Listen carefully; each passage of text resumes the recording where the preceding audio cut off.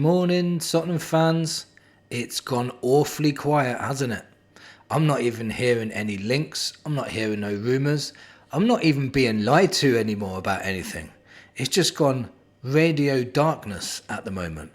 It's strange. There's not one shred of information about what Spurs are going to be doing in this transfer market. We're literally 3 days away from a Super Cup final, and we are not prepared whatsoever for this. It's going to be a dark day. I was actually looking forward to it when we qualified for it. Now I'm actually dreading this Super Cup final against a PSG side that has got forward players coming out of their ears compared to us, with the weakest part of our side is going forward, in my opinion. In today's video, I want to talk about the transfer window. Can it actually be saved? Can we sign enough players for us to actually, at the end of it, go, you know what, I'm happy with that window? Can that happen? Is our squad actually weaker? I've heard a lot of people speak about this, and they feel that our squad is weaker, and we finished 17th last season, so I'll get into that. And why is the planning so poor? Could the planning have been a lot better, or were there circumstances around it as to why it's happened the way it's happened? Or is this a repetitiveness from season on season? Now, if you're new here, please hit that subscribe button. Really helps the channel grow. I'm now only 40 away from 2,500. This channel's growing from strength to strength. Thank you for everyone that contributes to this channel. And hit that like button if you enjoyed today's video. So, can the window be saved? Well, so far, it's a bit late, Super Cup wise. We could probably still save the beginning of the season if we start acting fast now. But like I said earlier, it's gone very, very quiet. So I'm hoping it's gone quiet because they're doing something in the background and something big's coming. I really hope so. I don't want to keep doing these videos where I'm ultra negative, so I try and put some positives into this too, and try and look at it both sides if I can. I've spoken to many, I'd say hundreds of Tottenham fans at the moment, and I'd say 95% of them are really frustrated with this window. They're really feeling negative towards the season. Most people are saying we're going to finish 8th or below. A lot of people are saying that we finish bottom half. Some are even saying we will be in a relegation battle. Now that would be crazy, especially after sacking a win now manager like Ange. So how can the window be saved? Well, in my opinion, we'd have to sign the likes of Eze. We'd have to sign the likes of Leo on the wing, or just a really top winger and a top number 10. And if we could get a striker in as well, I think people would be a lot more happier with the window, because the way it is at the moment is, you know, we signed Paulinho. Let's look at the positives. Sam Paulinho, I really think he is a top player, and I think he really will improve our midfield. And Kudos is a top talent as well. We've signed 2 first-teamers, really, which is really good. You know, we don't know how good Takai is yet, because we're still yet to see him play, because he come to Spurs and he's already got the injury curse. So, not looking good. Sorry. So we need to sign a top winger, we need to sign a top 10, and we need to sign a top striker. And I think that could save our window. And if we did that before the season started, because we're not going to do it before the Super Cup now, we're not going to be able to get people in ready to play for Super Cup final, we might as well write that off now, because I just don't think we have any chance. I don't think we've prepared ourselves properly for this. So I think if we can save it for the league and we can get these players in and start strong in the league, the window can be saved, in my opinion. I think we can. But the clock is ticking and people are getting frustrated. And if we don't end up making any signings, I promise you, 95 to 100% of the fan base are going to turn on this board. I can just feel it. Feel it in my bones. So, is the squad actually weaker? Now, if you look at this again on both sides, people are saying because of Maddison's injured, Kulu's injured, Sonny's left. You know, we've got,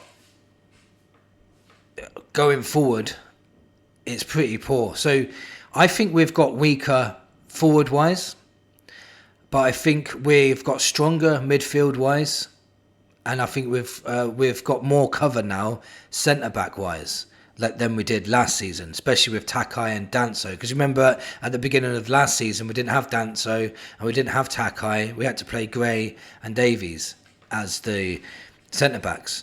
But the only thing I think we are going to be weak at is left-back, because Frank is saying we're not going to sign a left-back and we're keeping Davies. Now, lots of people were really quick to say it's Sonny's time now. He's lost a yard of pace, so it's the best time for him to leave. He's just won the Europa League. It's the best time for him to leave. But why is no one saying the same for Davies? He's been here for the same amount of time. He's lost 2 yards of pace. He gets skinned quite a lot. He's won a Europa League. He could have gone out on high, but no one's saying the same for him. I just found that very strange. I think it was his time to leave. I love the guy. He's going to be a great ambassador. He's a legend for us. But it was his time too, and I feel we should have got a left back in like an Anthony Robinson. Really would have improved our squad, but that didn't happen. So going forward, I think our squad is weaker because of the injuries and because of Sonny leaving. That's 65 goal contributions, by the way, we've already lost before the season's even started.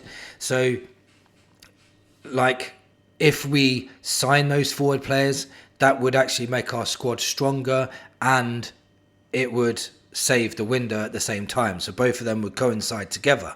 But is it going to happen? You know, it's tough. It's a tough one. I don't think our whole squad is weaker, but I do think going forward we have lost a lot, and especially because Solanke's injured as well, and that doesn't help. And Richarlison's an injury waiting to happen, and that doesn't work either. And then you've got Tell and Odeber, who are just potential at the moment. They haven't actually exploded onto the scene. They haven't done anything to suggest that they're going to be top players. I do believe they will be. They've got the potential, like I keep saying, but there's no promise that they will come good. There's no sure thing with them too either, like there is with most players, to be honest. So why is the planning so poor? For me, we knew Kulusevski was injured. We knew Maddison was injury prone, but we still didn't get a number 10. And that was easy for all Spurs fans to see, so why couldn't the board see it? We probably knew Sonny was leaving. We knew eventually he would leave. He's on the last year of his contract. So he's either going to sign a new contract or he was leaving. We would have known what was going on. And we've said already, like, we may not be replacing him. And he is a legend. He's still got 21 goal contributions last season. And we're not replacing him either. There's 2 things we haven't planned for, contingency planned for. Part of management, and I've done management for 5 years, is planning. Planning is what gets you ahead. Planning is what gets you organised. Planning is what works. But then it seems like it's not planned very, very well at all. We've got Solanke that's injured. Richarlison, like I said earlier in the video, is an injury waiting to happen. So again, we could be left short in the number 9, left short in the 10, left short in the left wing. Going forward, we are really struggling to put a team together that could... You put it this way, as it stands, and like I said, the potential, these players could go on and be really good players, they really could, but they're just potential at the moment. At the moment, our front 3 is probably not even a top 10 front 3. It really isn't. And that's really bad for Spurs, because we've had some really good forward players, world-class forward players. And at the moment, we can't say any of our players are world-class at the moment going forward. Not one. Kudos is a top talent, and he could become, world-class or a really high-quality player. But at the moment, none of them are world-class. None of them strikes fear into oppositions. So it's not great. The planning has not been great at all. What else did we not plan well? We haven't... Our homegrown quota is pretty low now. Like, this planning hasn't just been this year. Our planning's been poor for 5, 6, 7, 8 years. We've got 1 club-trained player when we could have had 4 to go in the Champions League group for the squad. And we haven't got that either. Homegrown is poor. We're not planning ahead. It's very strange. What about Harry Kane? We used to have Harry Kane and Sonny and Gareth Bale and... Ericsson, Dele Alli, Kyle Walker. what's happened? It seems to be going backwards, not forwards. And I did say I didn't want to be too negative and that, because remember, we didn't know how good Dele Alli was going to be. So that could be like a Bergvall type player. You know, we don't know how good Tell's going to be or Odegaard, but they could be the next Sonny. Do you know what I mean? So we just don't know at this stage. And we didn't know either in the Poch area how good those players would become. Because remember, Danny Rose was bought in from the Championship for 1 million. So we didn't expect much from him. And he ended up being really well. Not Danny Rose, I mean Kyle Walker. And we was lucky with Kane coming through the academy. He turned out to be a superstar. You know, this planning though of we get these players in and we've got top players and we know they're going to leave at some point or they're going to be sold, and what we don't do is we plan to get someone in just as good as them. Or I don't know what it is it the wages thing? Do we not want to pay high wages? We don't mind paying a high fee. We've always paid high fees. 60 million for Solanke, 60 million for Richarlison, but we don't pay high wages. Is that a problem? Maybe, I don't know. I really don't know, but the planning is really poor at this club, and I think that is what is holding us back as well. And who's held responsible for that? Daniel Levy, because Daniel Levy employs all the people that does all this planning. Langer doesn't seem to be doing anything, but on the positive side, he does keep everything quiet. So maybe he's planning something in the background, and maybe by the time I've even finished this video, we might have a bomber. We might have Spurs have signed 4 players in one go. Doubt that very much, but you just never know, do you?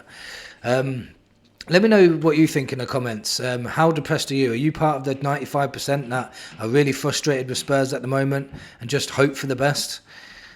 Thank you for watching the video, and come on you Spurs.